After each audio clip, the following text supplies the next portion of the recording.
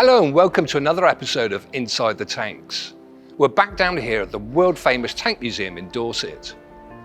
Now, as a former tank crewman with the Royal Tank Regiment, of course the history of the tank, but also those that served on it, has always been something that fascinated me. This is the last tank I commanded, the Challenger 2 main battle tank, a vehicle brimming with technology, hydrogas suspension, integrated fire control system, panoramic sights, thermal imaging. The list is endless. It's hard for me to comprehend what it must have been like to take to the battlefields in those very first tanks. The trench warfare of the First World War, opposing armies dug in trenches bristling with machine guns and barbed wire. Any advance, if even possible, was done so at great cost in terms of casualties. Something new was needed to crack these deeply echeloned defences. That something was the tank. This is the British Mark I. The first ever tank to see action at the Battle of the Somme on the 15th of September 1916. But today, we're going to take a closer look not at this, but what was the most prolific tank of the First World War. And that was this, the Mark IV, essentially an upgrade to its predecessors, which included better armour and shorter 6-pounder guns. This one is the male version. The female had only machine guns. It entered service in May 1917, and was the first tank to be produced en masse, with over 1,000 being made. It has a very distinctive, almost rhomboid shape, higher at the front than the back, with the all-round track configuration that was the hallmark of the British heavy tanks of the First World War. A configuration that now allowed it to cross obstacles and ditches. Weighing in at 28 tons and with a top speed of 3.7 miles per hour, you can only imagine what the troops on both sides first thought when they encountered this lumbering beast. Tracks are of course critical to any tank, and the Mark IV had more than its fair share. If you lose one, you become a static pillbox and a very large target. All tank tracks stretch over time, therefore at times they require tightening, and here we see the threaded bolt that could be adjusted. This would move the idler wheel, which in turn would tighten the track. So, what about the armour? Well, the armour plate was described as homogeneous hard armour, created by a process of firstly cutting and drilling to shape, then heating and cooling between two cold water filled containers.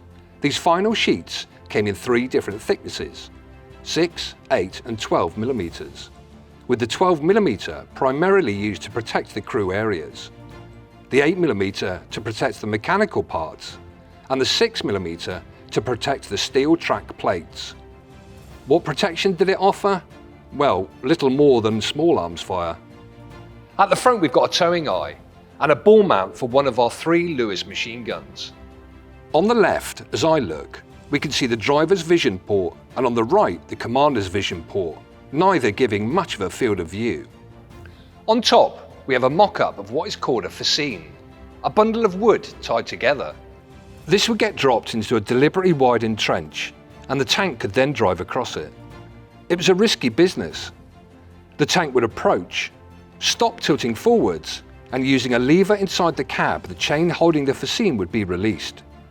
Used even today by the modern military, but built out of plastic drainpipe. On the sides we have the sponsons.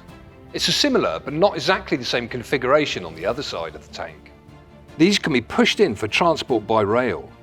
Mounting a 6-pounder and a Lewis machine gun in a ball mount, each gun has a rudimentary vision slit. The Lewis machine gun was a somewhat controversial choice of MG for the Mark IV, due mainly to the vulnerability of the outer cover, coupled with the fact that it was prone to overheating after prolonged use. It had a maximum range of around 1,900 yards, and a rate of fire of 600 rounds per minute, although as the magazine only held 47 rounds, this statement is somewhat deceiving. The male Mark IV held 5,640 rounds in 120 magazines. At the rear we have the fuel tank. It's got a capacity of 70 gallons, which gives the tank a range of around 35 miles on flat terrain, considerably less if not. You see many images of jerry cans of extra fuel being carried on the roof, a dangerous manoeuvre if under artillery fire or being shot at.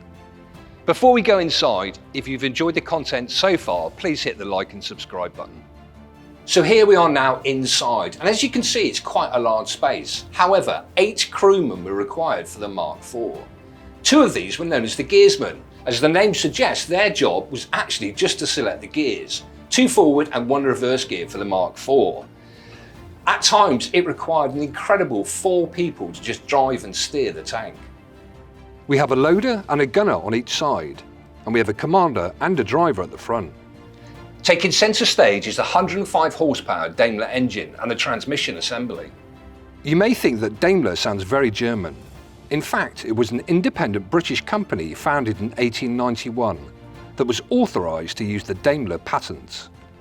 It is a water-cooled petrol engine. Regular maintenance was critical. In fact, official publications stated that they were meant to strip and clean all filters and sumps on a daily basis. It's hard to imagine what it must have been like for the crew working inside this environment. At the moment, the whole of the inside is bathed in artificial light. Add to the darkness the incredible heat from the exhaust. There were temperatures recorded of up to 120 degrees Fahrenheit. And then, of course, ventilation. There really wasn't much. All you used to get was the ventilation when the ports at the front were actually opened. And there are reports dated from 1918 that say that a lot of the crew used to suffer from carbon monoxide poisoning. I think it's fair to say it was not a pleasant environment. Here between the engine and the differential housing is the starting handle. It took 4 people just to start the vehicle. We already mentioned the 6-pounders in the sponsons. Now let's take a closer look. It is a single tube rifled weapon with a vertical block sliding breech mechanism of around 57mm caliber. You may be forgiven for thinking that the sponsons and their configuration on either side are identical. In fact, as I mentioned earlier, they are not. There are subtle differences. Although both guns have an arc of fire of 100 degrees, it was only the starboard gun that could fire dead ahead. What was the penetration capability? Well, it stated that it could penetrate 30mm of plate at 500 yards. All around the interior we find ammunition stowage, both for the main armament and the machine guns. The Mark IV was originally able to fire 2 natures of ammunition, high explosive or solid steel shot. The latter the closest thing to armour piercing of the day. Later on, we saw another round introduced, which was an anti-personnel round. What about sighting? Well, the gunner would be on the left and the loader would be on the right. And sighting was through this brass telescope you can see at the top there. It had a 2 times magnification and then was fired by a pistol grip located just underneath here. Let's also mention that the Mark IV has no suspension, so the poor gunner would be attempting to fire with the tank bouncing all over the place. Here I am now in the front right of the tank in the driver's position, also referred to as the leading driver. Directly to my front we've got a vision port. The vision port has 2 positions, either fully closed when he's in operations or open to allow for a bit of ventilation. In the closed position it means that he had to rely purely on the periscope which is directly above him. So as you can see, vision was incredibly limited. As far as the other things are concerned at the front, just to the left of that we've got another ball mount for a Lewis machine gun. The controls, well, the leading driver had a brake, a clutch, and just to my right a set of retard levers, because it was actually up to the commander, just to my left, to steer the tank. It was a very complicated vehicle to operate. All around the tank there are a number of pistol ports where the crew could use their small arms. An interesting one is located directly at the front between the commander and the driver, and it actually points downwards. The idea of this pistol port was, if the tank was going over a trench, they could actually fire through it into the trench. To move the tank, 4 crewmen are involved, even the commander. So if we wanted to turn left or right, the first thing we had to do was get the attention of those gearsmen at the back. This was done either by shouting or bashing on the metalwork and then using the hand signals. The driver then depresses the clutch and the commander moves the differential here. This in essence then disengages the engine from turning the track on one side. So one of the tracks stops and the other is still running. Therefore, we go either left or right. Put it this way, there was no such thing as a quick turn. It's hard to imagine the conditions inside here for the crew. The noise, the darkness, the lack of ventilation. The smell. Now, although there was a degree of armour protection, you only have to look around you to see gaps where the rivets are. So bullet splash was a problem. To overcome this, the crews were issued with a chainmail face guard. Although important, not popular with the crews as they were incredibly uncomfortable and hot. The Mark IV went to action for the first time in the summer of 1917. They were the mainstay of the Tank Corps at Cambrai in November and fought through to the end of the war with the 7th and 12th Battalions of the Tank Corps. It was a male Mark IV tank which won the very first tank versus tank action in April 1918 by knocking out a German A7V tank. The use of the tank during World War I proved the potential of this new weapon.